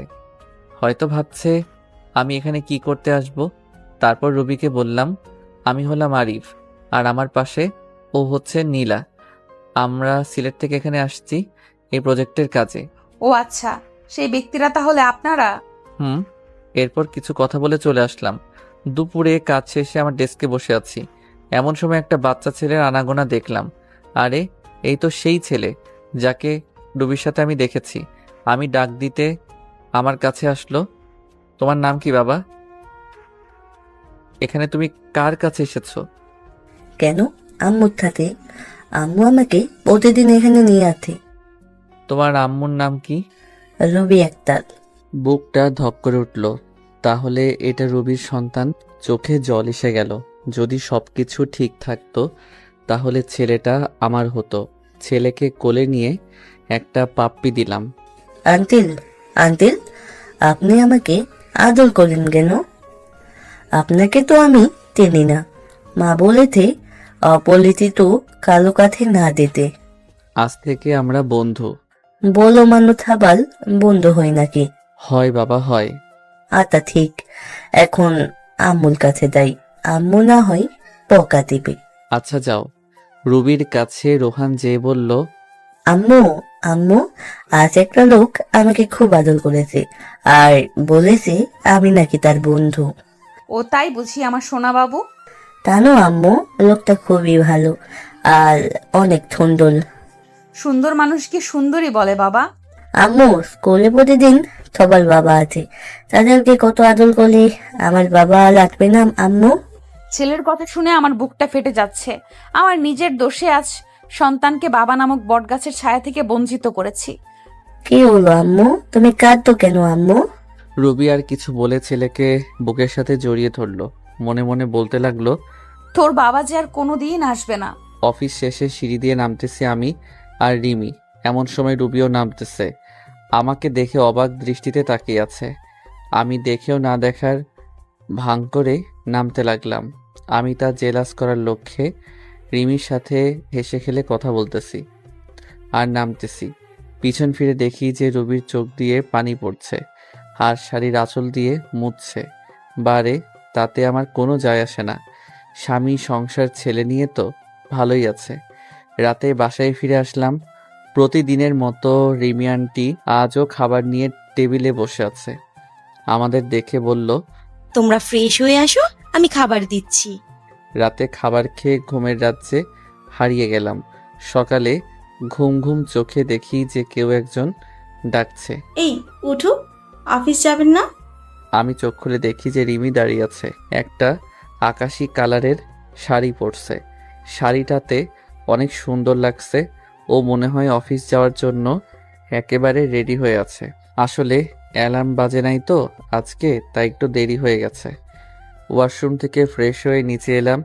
দেখি যে আন্টি আর রিমি খাবার টেবিলে বসে আছে আন্টির পরিবার শুধু, আর আন্টি আর কেউ নেই। মানে আঙ্কেল অফিসের কাজে বাহিরে গেছেন, আর তার ছেলে বিদেশি অফিসে চাকরি করে, তাই বিদেশে থাকে। তাই বাসায় এখন আন্টি ছাড়া আর কেউ নেই। আমিও নাস্তার টেবিলে বসে পড়লাম। খাবার শেষ করে রেডি হয়ে রিমিকে নিয়ে বের হলাম। রিমি নাকি আজ রিক্সা করে যাবে অফিসে, তাই একটা রিক্সা নিলাম। রাস্তায় দেখলাম রবি গাড়ি করে অফিসে যাইতেছে। রেড সিগন্যালে গাড়িগুলো আটকে পড়ছে। আমাদের রিক্সা নিয়ে ওর গাড়ির সাথে দাঁড়ালাম। আমার সাথে রিমিকে দেখে মুখটা মলিন হয়ে যায়। শাড়ির আঁচল দিয়ে যে বারবার চোখ মুছছে তা আমার দৃষ্টি এড়ায়নি। রিমিকে নিয়ে সোজা অফিসে চলে আসলাম। অফিসে এসে দেখলাম রবি আমার কেবিনের সামনে দাঁড়িয়ে আছে, তাই আমি রিমির সাথে হেসে হেসে কথা বলা শুরু করে দিলাম। আমিও ভাবতেছি একটু ঝাল না দিলে কি আর হয়। আমি সোজা রিমির গা ঘেঁষে বসে পড়ি আর হেসে হেসে কথা বলা শুরু করি। কথা বলছি আর রবির দিকে তাকিয়ে দেখি একেবারে তেলে বেগুনে ফুলে উঠছে। ও রাগ করলে আমার কি? রাগ সামলাতে না পেরে বলল, এটা অফিস, কোনো রোম্যান্সের জায়গা নয়। রিমি দেখো না অফিসার ম্যাডাম কি বলে। আরিফ, তুমিও না? এ কথা বলে রুবিও চলে গেল। আমি ভেবে পাচ্ছি না রুবি আমায় দেখে ওরকম ব্যবহার করছে কেন। তার তো স্বামী আছে। আমিও একটু মজা দেখতে রুবির পিছে পিছে রুবি কেবিনের সামনে যেতেই শুনতে পেলাম, আম্মু আম্মু আগামীকাল স্কুলের স্যারেরা বলেছে আম্মু আব্বুকে নিয়ে যেতে। তুমি তো প্রতিবারই বলো আব্বুকে নিয়ে দাও না। রুবির ছেলের এরকম কথা শুনে আমার জানার জন্য আগ্রহ হচ্ছে। রুবির ছেলে বলল তার বাবাকে স্কুলে নিয়ে যায় না। রুবির স্বামী কোথায়? কে বা রুবির স্বামী? না, আর ভাবতে পারছি না। আমাকে একটু খবর নিতে হবে। তারপর ওখান থেকে চলে আসলাম। ছেলের কথা শুনে রুবি অনেকটা কষ্ট পেল। তখনই তার মনে পড়ল, আরিফের তো বউ আছে। আমার ছেলেটাকে এখন বাবার পরিচয় দিলে সে মেনে নিবে না। না না, আমার ছেলেকে আমি দিব না। তার এই নিষ্পাপ মনে আমি কষ্টের দাগ লাগাতে দিব না। আমার ছেলে যদি জানতে পারে তার বাবার আরেকটা বউ আছে, খুব কষ্ট পাবে। আমি আমার ছেলেকে আঁকড়ে ধরে জীবন কাটিয়ে দিতে চাই। আরিফ আমাকে ক্ষমা করবে কিনা জানি না। আমার ভুলের জন্য বিধাতা প্রতিনিয়ত আমাকে কষ্ট দিতেছে। সারা জীবন আরিফের জন্য দোয়া করব, ও যাতে ভালো থাকে। এই বলে ছেলেকে বুকে নিয়ে নিঃশব্দে কাঁদতে লাগলো। আমি আমার কাজ করে চলছি। দুপুরে লাঞ্চ টাইমে সবাই ক্যান্টিনে খাওয়ার প্রস্তুতি নিচ্ছে।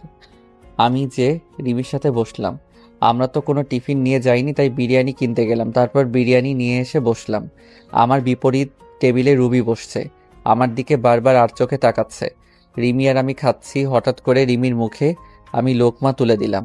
রুবির চোখ এড়ায়নি। রুবি সহ্য করতে না পেরে এখান থেকে উঠে গেল। এমন কেন করলো? রুবি চলে গেল কেন? সে গেল না আছে তাতে তোমার কি? সেও একদিন আমাকে অনেক কষ্ট দিয়েছিল। আমি টেবিলে বসলে সে উঠে চলে যেত, এক টেবিলে বসে খাবে না বলে। কি ভাবছো আরিফ? আরে কিছু না। এই, তুমি আমার মুখে লোকমা দিলে কেন? আমি কি তোমার বউ লাগি নাকি? ধুর, বউ হতে যাবে কেন? তুমি তো আমার বেস্ট ফ্রেন্ড, আর বেস্ট ফ্রেন্ডটা বউয়ের চেয়েও বেশি হয়। ই মা, তাই বুঝি? মারবো একটা। বরাবর 7 দিন মেডিকেলে থাকবা, বুঝলে? তাহলে তো ভালোই হয়, সেবা যত্ন করতে পারবা। তোমার সাথে আমি কথা বলে আর পারবো না। দুপুরের খাবার শেষ করে কেবিনে বসে আছি। অফিসটা একটু ঘুরে ঘুরে দেখতে লাগলাম। নতুন এসেছি, এখনো কিছুই দেখা হয়নি, তাই সব জায়গা ঘুরে ঘুরে দেখলাম। তারপর বাসায় চলে গেলাম। আগামীকাল সকালের অফিসে গেলাম না। রিমিকে বলে দিলাম তুমি যাও, আজকে যাব না। রিমিও যেতে চাইলো না, তাকে বুঝিয়ে পাঠিয়ে দিলাম। রিমি চলে গেল। আমি ফ্রেশ হয়ে নিলাম। এখানে আসা কয়েকদিন হয়ে গেল। ভাবলাম আজ রুবির বাসায় যাব। রুবি এখন অফিসে আছে, এই সুযোগে খালা খালুর সাথে দেখা করে আসব। রুবির ভুলের কারণে খালা খালুকে কেন দূর করে রাখবো? তারা আমাকে কত ভালোবাসতো, নিজের ছেলের মতো। তা বাদে কালকে রুবির ছেলের কথাটা ভাবলাম, গিয়ে দেখে আসি রুবির স্বামীকে। যেই ভাবা সেই কাজ। বেরিয়ে পড়লাম খালার বাসায়। বাসাটা সেই আগের মতোই আছে, কিছু চেঞ্জ হইছে, নতুন রং করছে মনে হয়। বাসার গেটে গিয়ে কলিং বেল চাপ দিলাম। কয়েকবার বেল চাপতে দরজা খুলে দিল। আমি এক দৃষ্টিতে তাকিয়ে আছি খালার দিকে। খালা বলে উঠল, কাকে চাই? বলবেই না কেন? এই 5 বছরে আমি সেই আগের আরিফ নেই, দেখতে একেবারে বদলে গেছি। খালার বয়স হয়েছে তাই অতটা চিনতে পারছে না। খালা, আমি আরিফ। কথাটা বলার সাথে খালার চোখ পানিতে টলমল করছে। আরিফ বলে জড়িয়ে ধরলো আমায়, আমিও কেঁদে দিলাম। কোথায় ছিলি বাবা তুই? জানিস আমরা তোকে কত খুঁজেছি। তোর খালু তো একেবারে ভেঙে পড়েছিল, তাকে না পেয়ে কেন এইভাবে চলে গিয়েছিলি তুই? তোর আমাদের কথা মনে পড়েনি একবারও? কেঁদেই যাচ্ছে। মনে পড়েছিল খালা, কিন্তু কি করব বলো, তখনকার পরিস্থিতি। আমি রুবিকে বলেছিলাম যে তার জীবনে আর ফিরে আসবো না।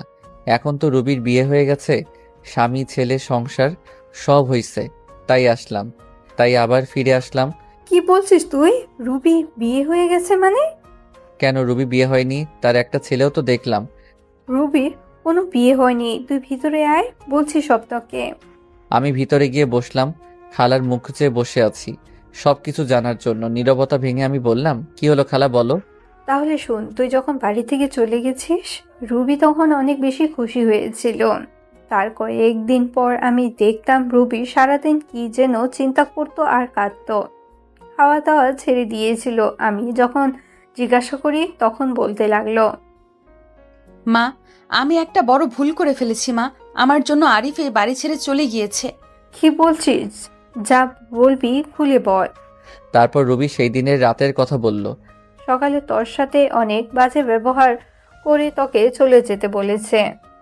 একদিন রুবির সাথে ওর ওই বান্ধবীর দেখা হয়। ওই বান্ধবী বলে দেয় যে রুবি যখন ড্রিঙ্কস করে সেন্সলেস ছিল তখন তার ভাই রুবির সাথে খারাপ ব্যবহার করে।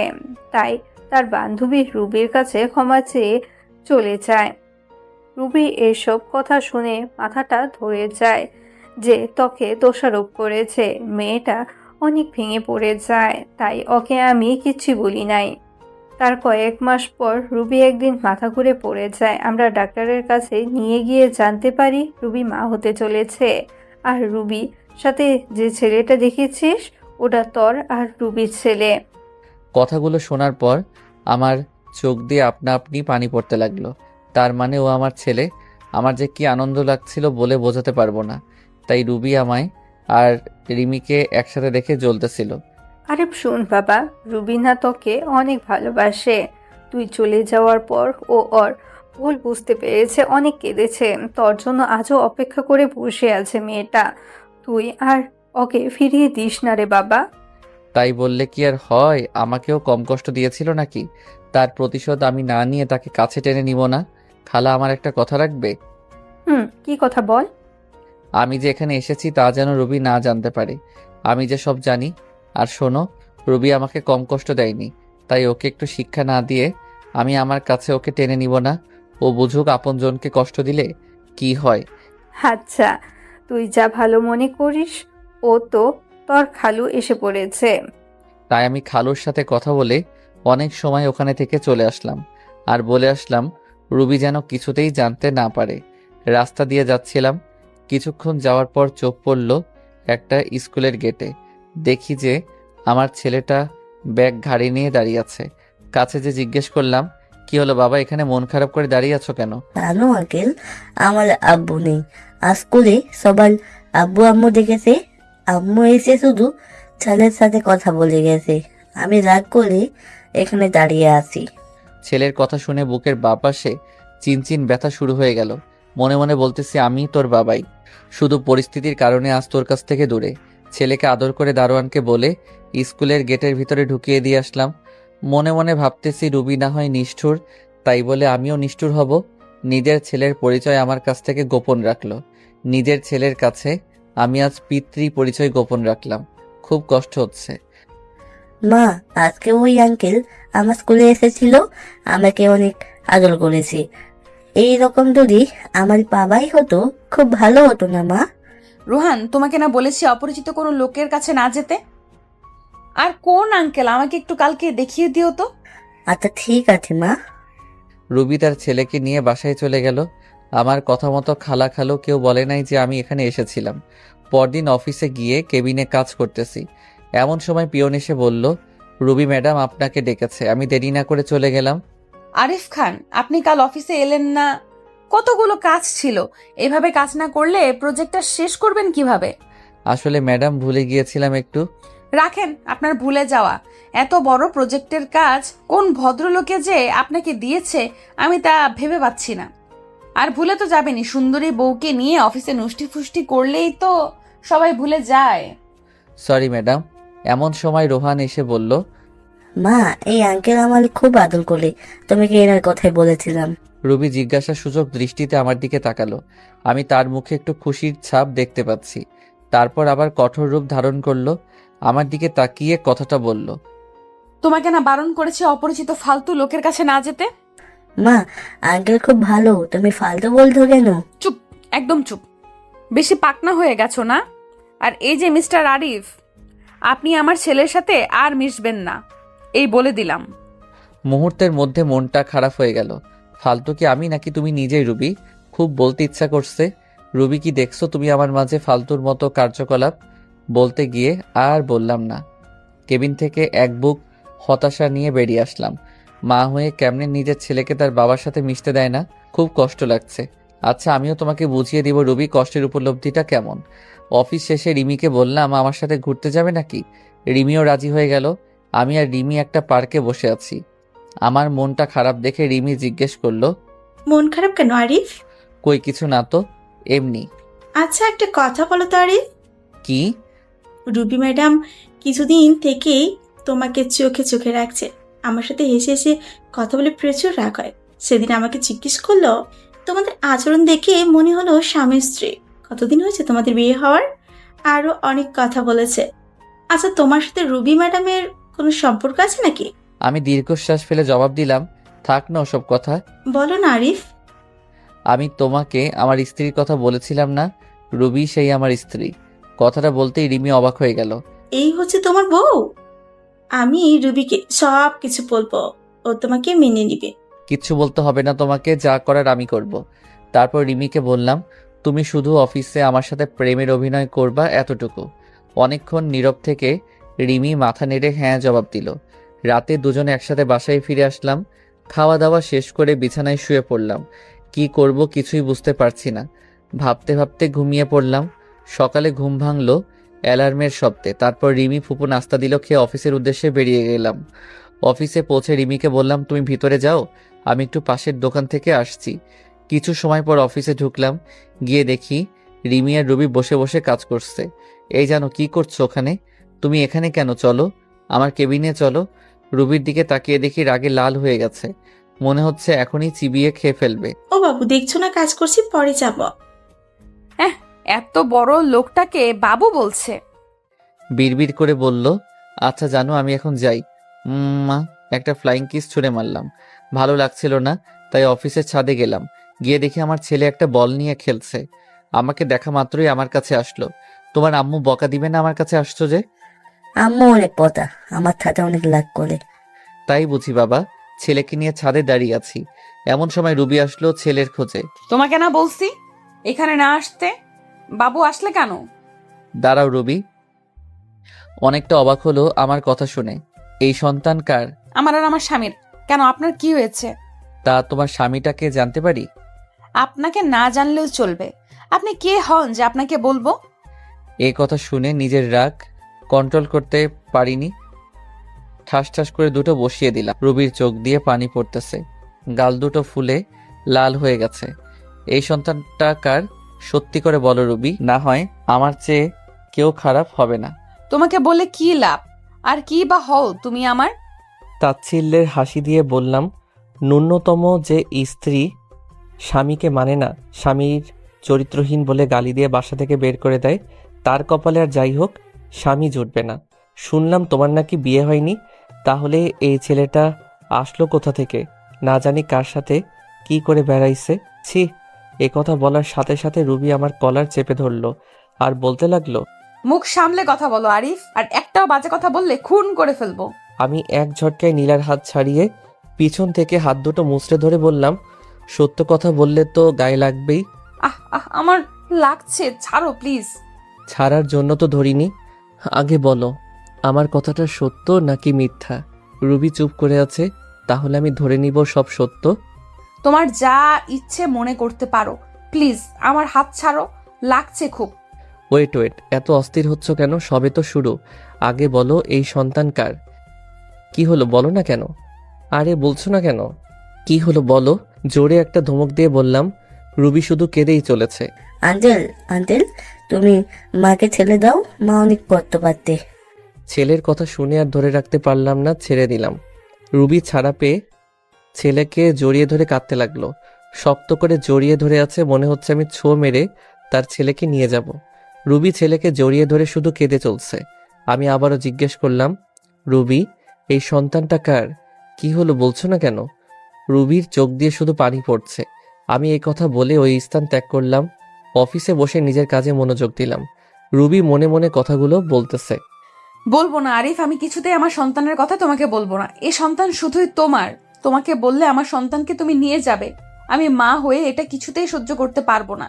এই জীবনে আমার নিজের দোষে তোমার ভালোবাসা হারিয়ে আজ আমি নিঃস্ব। এই সন্তান এখন আমার একমাত্র সম্বল। আমি যে আমার ছেলেকে ছাড়া বাঁচবো না। মা মা, তুমি কি ভাবতো? ওই আঙ্কেলটা তোমাকে কেন বলেছে? বলো না মা, বলো না। এতটুকু বাচ্চাকে কি বলবে রুবি? নিজের করা ভুলগুলো। আর এই অবুঝ বাচ্চা কি বা বুঝবে? কিছু না বাবা, এমনি। এমনি তো কেউ মারে না মা। স্কুলে ছেলেরা পড়া না দিতে পারলে খুব মারে। তুমি নিশ্চয়ই আঙ্কেলের কাছে পড়া দিতে পারো নাই, তাই তোমাকে মেলেছে। ছোট বাচ্চার মনের পরিধি যতটুকু সে হিসেব করে বলছে কথাটা। রুবি কিছু না বলে ছেলেকে কোলে করে নিচে নেমে এলো। আমি অফিসের কাজ শেষ করে বাসায় ফিরে আসলাম। এইভাবে কেটে যায় 1টি মাস। এই 1 মাসে আমি রুবিকে যথেষ্ট কষ্ট দিয়েছি। এমন কোনো দিন নেই যে রুবিকে আমি কাঁদাইনি। রিমির সাথে প্রতিনিয়ত স্বামী স্ত্রীর অভিনয় করে গেছি। রুবি এতে খুব কষ্ট পেয়েছে, আর আমিও পেয়েছি রুবির কষ্টে কষ্ট পেয়ে। প্রজেক্টের কাজও শেষের কয়েকদিন পর অফিসে গেলাম, যে দেখি রুবি আজ আসেনি। অনেকটা অবাক হলাম। অফিস থেকে বাসায় এসে শুয়ে পড়লাম। পরদিন সকালে ভাবতেছি রুবি কেন অফিসে আসেনি। না, আজ আর আমার ছেলেকে আমার কাছে নিয়ে আসবই। ওকে ছাড়া আমার একা একা ভালো লাগে না। অফিসের কাজ করে সন্ধ্যার দিকে চলে গেলাম খালাদের বাসায়। বাসায় গিয়ে কলিং বেল বাজাতেই রোহান মানে আমার ছেলে দরজা খুলে দিল। আমাকে দেখে খুশিতে বলল, আঙ্কেল। এমন সময় রুবি রান্নাঘর থেকে বেরিয়ে আসলো। আমাকে দেখে অনেকটা অবাক হয়ে গেল। এখানে কেন এসেছো? আমার ছেলেকে নিয়ে যেতে এসেছি। তুমি যতই ওর কাছ থেকে আমার পরিচয় গোপন করো না কেন, লাভ নেই। কে তোমার ছেলে? খবরদার আমার ছেলেকে ছোবে না। এটা আমারই ছেলে রুবি। না না মানে এক্ষুনি ডিএনএ টেস্ট করব। তোমার যাই ইচ্ছে করো, আমার ছেলেকে আমি কোথাও যেতে দিব না। এই বলে রোহানকে জড়িয়ে ধরল রুবি।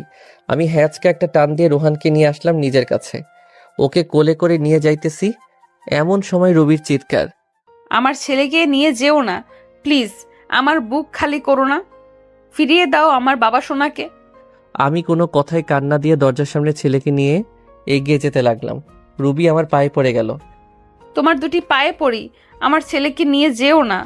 আমি হাত দিয়ে ধাক্কা দিয়ে রুবিকে সরিয়ে রোহানকে নিয়ে বেরিয়ে আসলাম। আঙ্কেল, আমাকে কোথায় নিয়ে যাচ্ছ? আঙ্কেল না বলে আমাকে বাবা বলো। আমি তোমার বাবা। সত্যি বাবা? হ্যাঁ, আমি তোমার বাবা। ছেলেকে নিয়ে নিজের বাসায় ফিরে আসলাম। বাসায় আসতেই রিমি জানতে চাইলো, সব বলে দিলাম। রাতে খাবার খেয়ে শুয়ে পড়লাম। বাবা বাবা। বলো। মা আমাকে ছাড়া কোনোদিন ঘুমাই না, আমাকে না পেলে মা মারা যাবে। ছেলের কথা শুনে বুকের ভিতর চিনচিন করে উঠল। রুবি যদি সত্যি কিছু করে ফেলে। এমনিতে যে রাগ, 7-5 না ভেবে রোহানকে নিয়ে রুবির বাসায় রওনা হলাম। বাসায় যে যা দেখলাম তা দেখার জন্য আমি মোটেও প্রস্তুত ছিলাম না। দরজা খুলে ভিতরে প্রবেশ করতে দেখি রুবি মেঝেতে পড়ে আছে। কপাল ফেটে একটু রক্ত বের হচ্ছে। হাত দিয়ে রক্ত পড়ছে, সম্ভবত শিরা কাটার চেষ্টা করেছে। দেরি না করে তাড়াতাড়ি কোলে তুলে নিয়ে বিছানায় শুয়ে দিলাম। কপালে হাত দিয়ে দেখি প্রচুর জ্বরে গা পড়ে যাচ্ছে। সারা রাত মাথায় জলপট্টি দিলাম। নিজ হাতে বাসায় রান্না করেছি। রুবিকে নিজের হাতে খাইয়ে দিলাম। আজ 5 বছর পর রুবির এতটা কাছে আসার সুযোগ পেলাম। অন্যরকম একটা ভালো লাগা কাজ করছে মনের ভিতর। কিন্তু রুবির এখনো জ্বর কমেনি। রাতে রুবির মাথার কাছে বসে আছি, এমন সময় জ্বরের ঘরে রুবি বলে উঠল, আরিফ আমাকে ছেড়ে চলে যাবে না তো? আমাকে ক্ষমা করে দাও, আমি ক্ষমার অযোগ্য জানি। চুপচাপ শুয়ে থাকো তো, জ্বরের ঘরে কি যা তা বকছো। এ কথা বলে উঠে যাব, এমন সময় রুবি আমার হাত ধরে এক ঝটকায় রুবির মুখের সামনে আমার মুখ নিয়ে এলো। রুবি আমার কলার চেপে ধরে আছে, ওর নিঃশ্বাস আমার মুখের উপর পড়ছে। একদম খুব কাছে অবস্থান করছি আমি, আর বলতে লাগলো, আর কত কষ্ট দিবে আমাকে বলো আরিফ, বলো। তুমি যখন অন্য মেয়ের সাথে হেসে খেলে কথা বলো, আমার প্রচুর কষ্ট হয়, মনে হয় যেন মারা যাই। আমি জানি তুমি রিমিকে বিয়ে করো নাই, আমাকে তুমি খুব ভালোবাসো, এটাও আমি জানি। তোমার জীবনে অন্য কাউকে আপন করে নেওয়ার আগে নিজ হাতে আমাকে মেরে ফেলো। আমি এই জীবন আর রাখতে চাই না। কষ্ট তোমার থেকে আমি বেশি পাচ্ছি। তোমার জীবনে নতুন কেউ আসলে আমি সহ্য করতে পারবো না। বিশ্বাস করো, এতদিন তোমাকে ছেড়ে থাকতে অনেক কষ্ট হয়েছে। আমি যখন আমার ভুল বুঝতে পেরেছি, সেদিন থেকে আমি তিলে তিলে শেষ হয়ে যাচ্ছি। এই 5 বছর প্রতিদিন আমি তোমার পথ চেয়ে বসে থাকতাম তুমি আসবে বলে, কিন্তু দেখো তুমি আসতে 5টি বছর লেগে গেল। আর যখন এলে তখন রিমিকে নিয়ে এলে। আমি ভেবেছিলাম তুমি বিয়ে করেছো, রিমি তোমার বউ। জানো, ওই দিন আমি আত্মহত্যা করতে গিয়েছিলাম, শুধুমাত্র আমার ছেলের কথা ভেবে, আর করি নাই। আমাকে শক্ত করে নিজের বুকের সাথে জড়িয়ে আছে। আমি আর ছাড়াতে পারলাম না। হয়তো জ্বরের ঘরে এসব বলতেছে। এসব ভাবতে ভাবতে কখন যে ঘুমিয়ে গেছি সেটাই টেরই পেলাম না। সকালে ঘুম ভেঙে দেখি যে রুবি আগের মতো আমাকে জড়িয়ে শুয়ে আছে। রুবির থেকে নিজেকে ছাড়িয়ে ওর কপালে হাত দিয়ে দেখি এখন আর জ্বর নেই। একটা স্বস্তির নিঃশ্বাস ফেললাম। রুবিকে না ডেকে ফ্রেশ হয়ে অফিস চলে গেলাম। আসলে খালা খালু কেউ নেই বাড়িতে, তারা নাকি গ্রামের বাড়িতে গেছে। সন্ধ্যায় রুবির বাসায় আসলাম। রুবির কোনো কথাবার্তা নেই, চুপচাপ আমাকে খাবার বেড়ে দিচ্ছে। আমি খেয়ে দে ছেলেকে আদর করে চলে আসবো, এমন সময় রুবির ডাক। আরিফ, বলো রুবি। তোমার কাছে একটা জিনিস চাইবো, দিবে? ধরে নাও আমার জীবনের এটাই শেষ ইচ্ছা। মনের ভিতর উলটপালট হয়ে গেছে কথাটা শোনার পর থেকে। মাথা চাপা কণ্ঠে জবাব দিলাম, কি জিনিস? একটা রাত, শুধু একটা রাত তোমার কাছে স্বামীর অধিকারটুকু চাই। জীবনের কিচ্ছু চাইবো না, শুধু একটা রাত চাই। কি বলছো এসব? তোমার মাথা ঠিক আছে তো? প্লিজ না করো না, আমার এই অপূর্ণ ইচ্ছেটা পূরণ করো। এই বলে রুবি আমার দিকে এগিয়ে আসলো। আমার পায়ের উপর পা দিয়ে আমাকে জড়িয়ে ধরে ঠোঁটে ঠোঁট মিশিয়ে দিল। আমিও নিজেকে আর কন্ট্রোল করতে পারলাম না। সারা রাত রুবি নিজেকে আমার কাছে বিলিয়ে দিয়েছে, আমি তাকে ভালোবাসা দিয়ে ভরিয়ে দেই। সকালবেলা ঘুম থেকে উঠে দেখি রুবি নেই, কিন্তু রুবি নেই। আমার ছেলেটা পাশের রুমে দেখলাম। বাসায় তন্ন তন্ন করে খুঁজলাম, কিন্তু কোথাও নেই। গেলটা কই? আমার মনে হচ্ছে রুবিকে আমি হারিয়ে ফেলেছি। আমার নিঃশ্বাস বন্ধ হয়ে আসছে, মনে হচ্ছে দম বন্ধ হয়ে এক্ষুনি মারা যাব। রুবিকে খুঁজতে খুঁজতে টেবিলের দিকে চোখ পড়ল।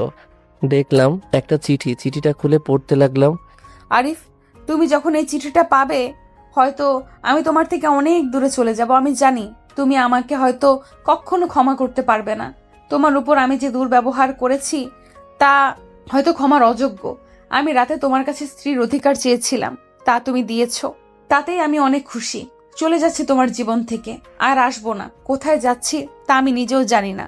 আর হ্যাঁ, তোমার ছেলেকে তোমার কাছে রেখে গেলাম, ওকে তুমি নিজের মতো করে বড় করো, আর রিমিকে বিয়ে করে নিও। ভালো থেকো। চিঠিটা পড়ে আমার দু চোখ দিয়ে পানি পড়েই যাচ্ছে। মনে হচ্ছে আমার ভিতর থেকে কেউ কলিজা টেনে বের করে নিচ্ছে। আর দেরি না করে বেরিয়ে পড়লাম। যাওয়ার সময় দেখি খালা খালু চলে এসেছে। আমার দিকে তাকিয়ে বলল, কি হয়েছে? আমি শুধু বললাম, রোহানকে দেখে রেখো বলে বেরিয়ে গেলাম রাস্তায়। গোটা রাস্তা পাগলের মতো এপাশ ওপাশ খুঁজতে লাগলাম। প্রায় অনেক জায়গায় খোঁজা শেষ, এবার আশা ছেড়েই দিয়েছি। হাঁপিয়ে রাস্তায় বসে পড়লাম। কিছু সময় নিচে বসে থাকার পর সামনে চোখে পড়ল বাস স্টেশনের বেঞ্চের মেয়েটির দিকে। কি রুবির মতো? আমি ভুল দেখছি না তো? চোখ ডলে দেখলাম না, সত্যি রুবি বসে আছে, নিচের দিকে তাকিয়ে কান্না করছে।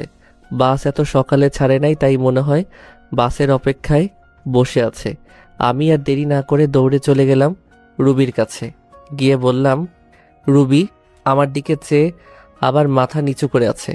রুবি, তুমি এইভাবে চলে আসলে কেন? কি হলো? কথা কানে যাচ্ছে না? বলো। মাথাটা খারাপ হয়ে গেল। বেঞ্চের থেকে টেনে দাঁড় করিয়ে দিলাম এক থাপ্পড়।